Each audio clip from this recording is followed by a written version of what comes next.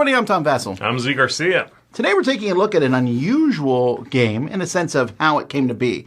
This is GHQ, General Headquarters, the Lost board game, from Kurt Vonnegut, who's not known for board games. Not at all, not whatsoever. He's known for being a famous author.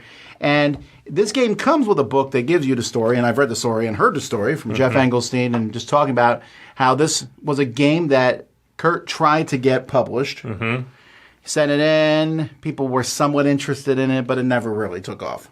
Right. And this was back long ago. He's since passed away. 1958. So he's since passed away, but Jeff Engelstein went to the family and said, can I publish it? And he basically published it intact. There's not a lot of changes from the original game, other than component quality and things like that. Right. But it's a two-player abstract war game. Yes. So I'll show you a quick overview of how to play it. We'll be right back. So this is the board here. This is the starting pieces that you have on each board. A couple things I want to note before we start going over the game. It has a nice insert. Everything fits nicely in there. It even comes with a piece storage layout. And then there also, besides the rule book, there's a whole bunch of, it's showing the original stuff from the game. So if you like history, you would love to go through this and read about how this game came to be. The goal of the game is to capture your opponent's headquarters. On your turn, you have 3 actions. An action can be move, can be put a unit in reserve, or rotating an artillery piece. Rotating an artillery piece is pretty simple. You take it, you move it. Each artillery piece has stars on it, and that shows the range of that piece. If there's an infantry piece here, for example, they are within 2, and they don't move. At the beginning of my next turn, I capture them. That's how artillery captures. At the beginning of your turn, if anyone's in range, they get captured. Infantry simply needs to capture by being next to a piece. They can capture artillery pretty easily. Capturing another infantry is not possible unless you have 2 pieces to their 1, then you can capture it. Unless they also have 2, in which case you can't do that because this guy's occupied with this one. You can move pieces on the board as one of your actions. You can add a piece to the back row. Some pieces can move too. These are armored infantry. It shows by the big dots on it. So I can move up here and, well, I couldn't capture him, but if I got another guy in there, I could capture him. Anyway, you just keep playing till someone captures the opponent's headquarters, and you win. I mustn't forget the airborne infantry. The airborne infantry can move like a normal infantry, 1 square in any direction, but if you're in the back row, you can paratroop on any empty square on the board, capturing a piece. Gotcha, sucker.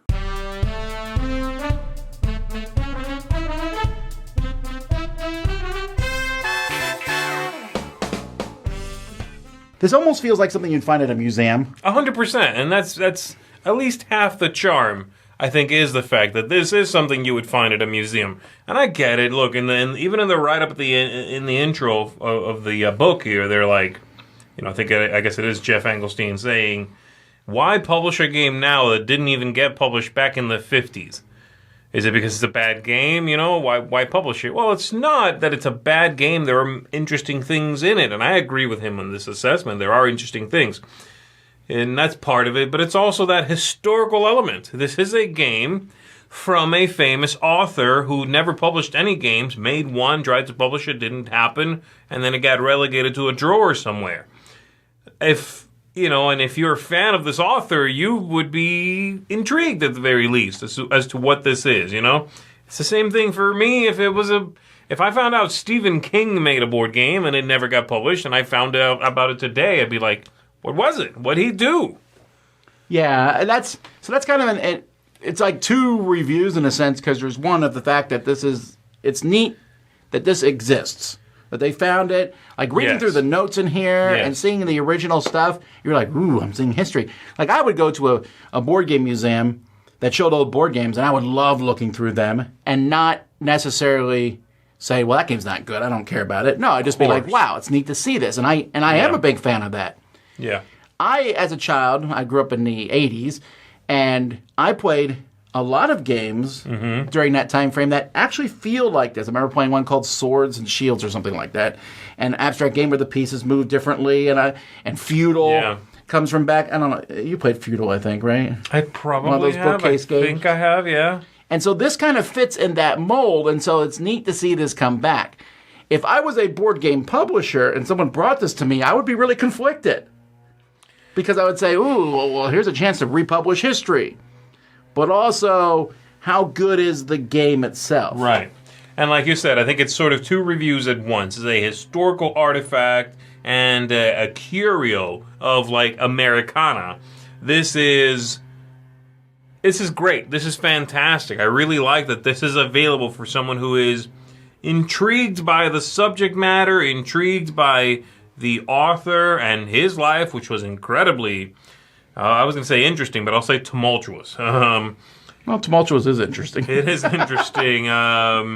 But yes, it was, he had quite the life. And so this is an interesting thing from a time period in his life that was especially tumultuous.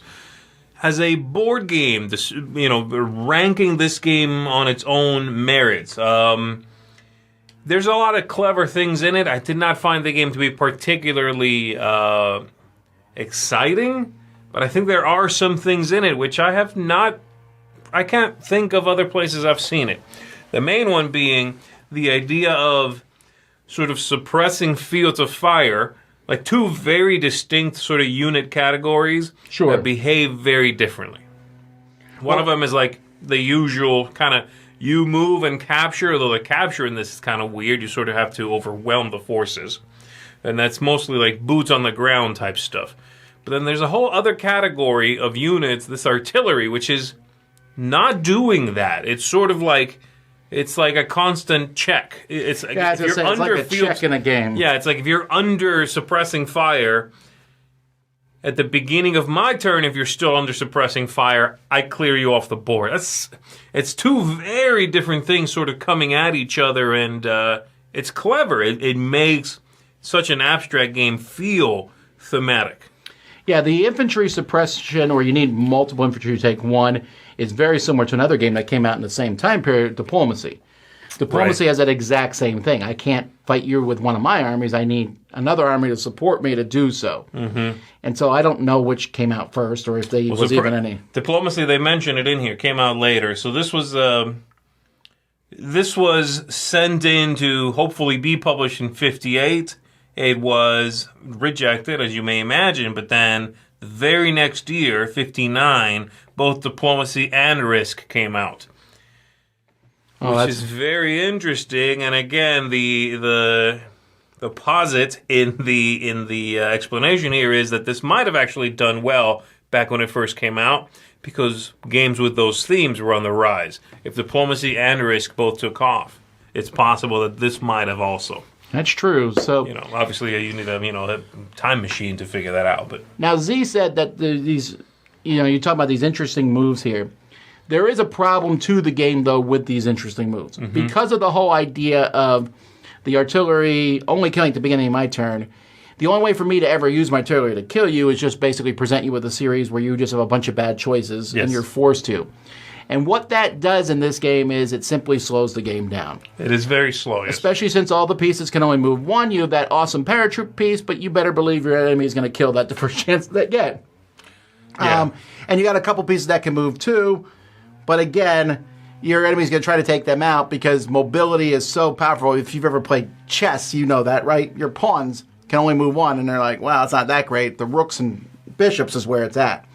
This feels like playing a game where everyone moves like a king in chess, but it does feel a little restrictive, and it's going to be back and forth until someone makes a mistake. Right. And if you're both going to be really good at the game, this 30-minute time limit is incorrect. It's going to take longer than that. Yeah, I agree with that.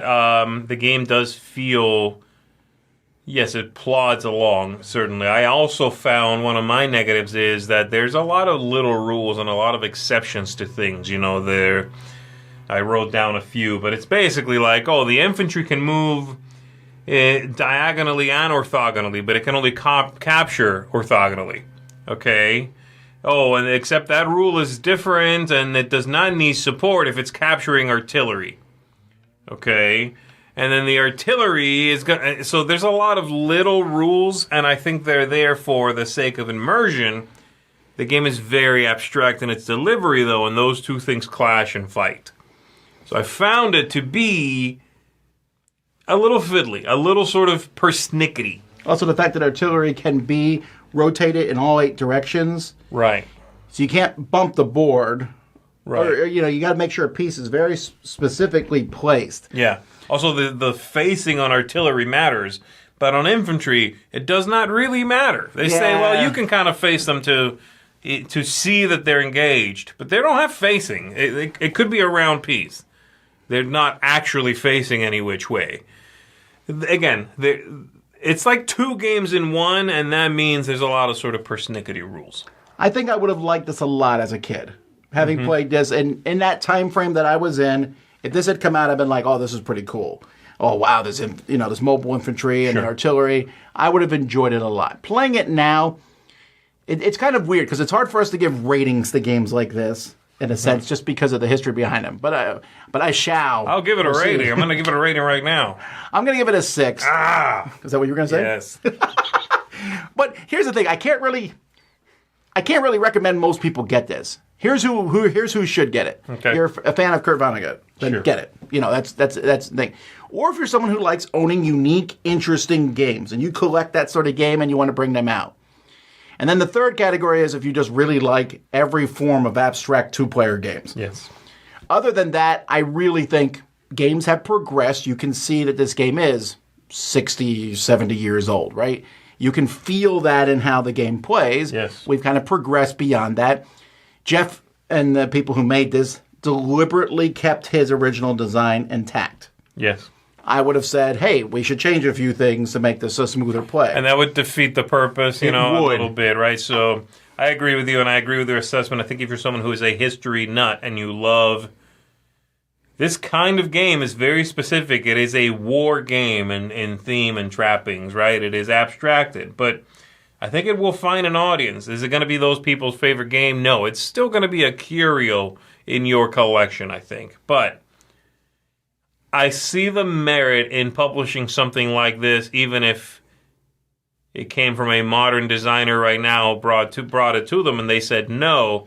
I can see why they would publish it with that history behind it, with that bit of a legacy behind it. It's very interesting. I'm giving it a 6 as well, if that wasn't obvious. Well, there you go, folks. That's GHQ, the Lost board game from Kurt Vonnegut. You can find it, and I suspect you better get it now if you do want to get it, because it's going to be an artifact of itself in years to come, I would imagine. I think so. Yeah, I think so. It's good for libraries, too. They should get them. That's a good point. All right, until next time, I'm Tom Vassell. I'm Z. Garcia. See you next time.